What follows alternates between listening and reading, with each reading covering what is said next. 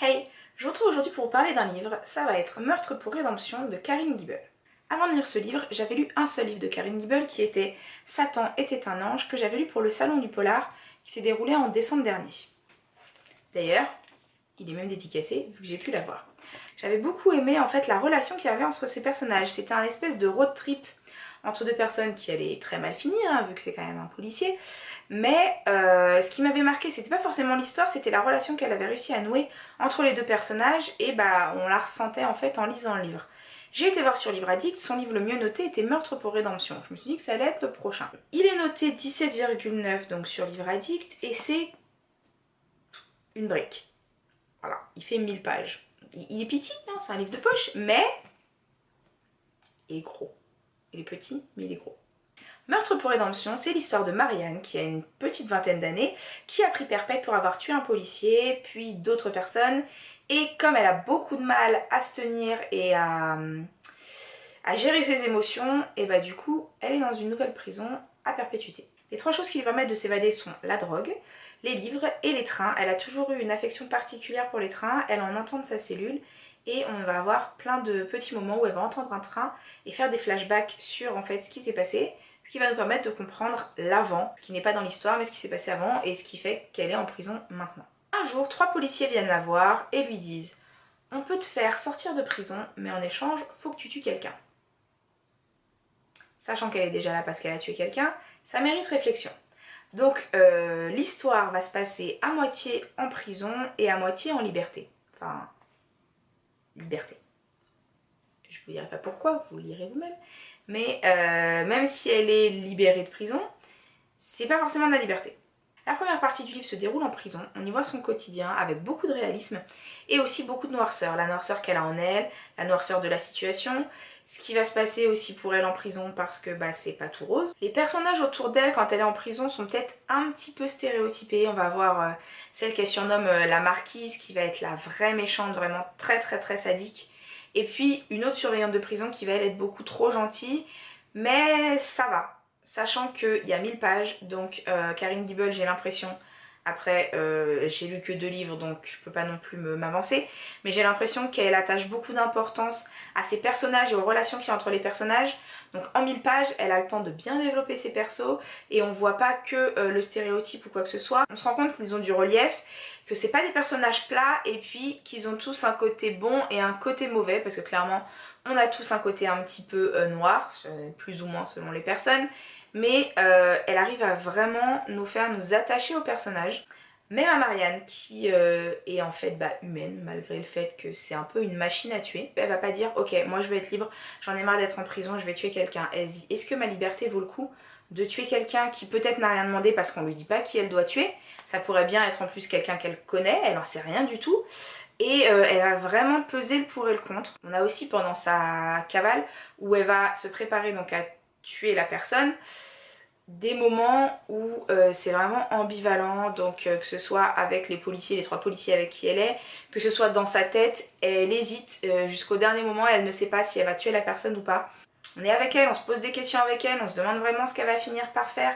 Est-ce qu'elle va écouter son côté, son petit ange ou son petit diablotin, parce qu'on a les deux, vous les voyez pas là, on a les deux sur les épaules. C'est vraiment en fait un personnage qui a été éraflé par la vie et humain.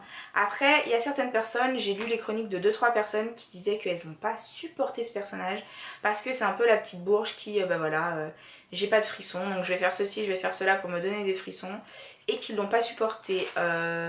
Moi, sans dire que j'ai adoré le personnage ou que j'étais vraiment attachée, c'était un personnage que voilà, j'ai trouvé pas lisse, avec beaucoup de relief.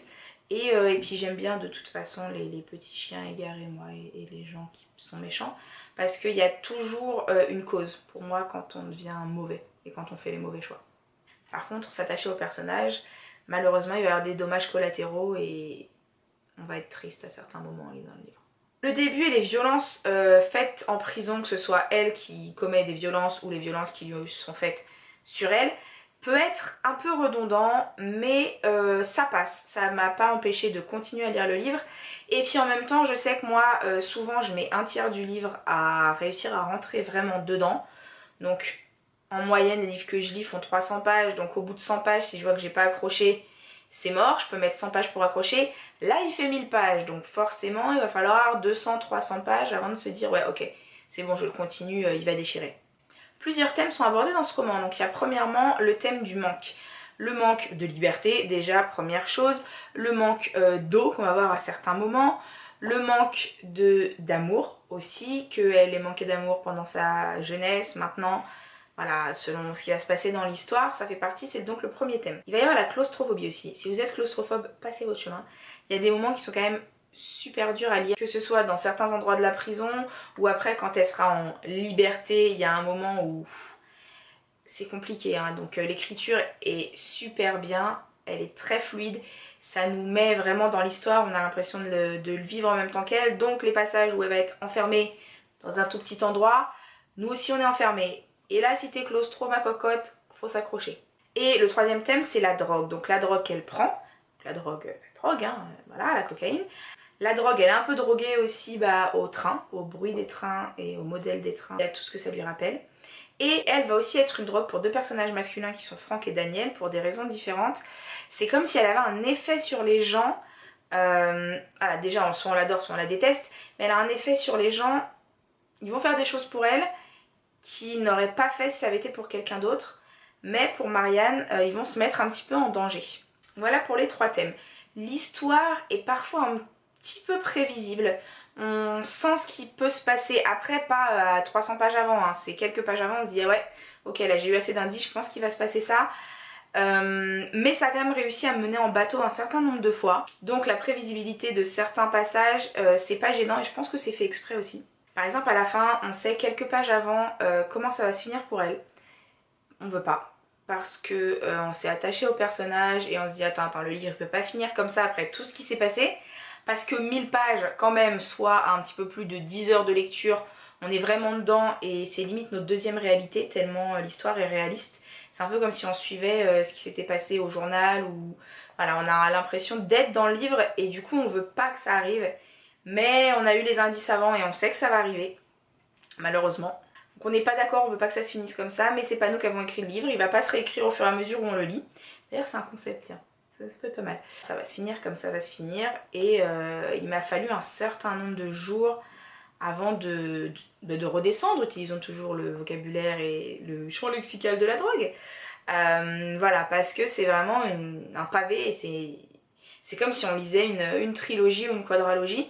Il nous faut un certain temps pour nous en mettre, là c'est pareil, mais en un seul livre. En bref, je le conseille si vous aimez les histoires qui sont réalistes, si la violence vous dérange pas, si lire un livre de 1000 pages qui parle de la prison et où une partie se passe dans un huis clos en fait, vu que la prison on est enfermé, c'est pour vous. Si par contre vous préférez lire en fait tout ce qui est fantasy, science-fiction, des choses qui vous font vous évader de votre quotidien, ou si vous ne supportez pas la violence, les tortures, etc., qui est souvent d'ailleurs de la violence gratuite, passez votre chemin, vous n'allez pas supporter le livre. Donc voilà, j'espère vous avoir donné envie ou pas de le lire, ne pas en avoir trop dit, c'est toujours assez complexe.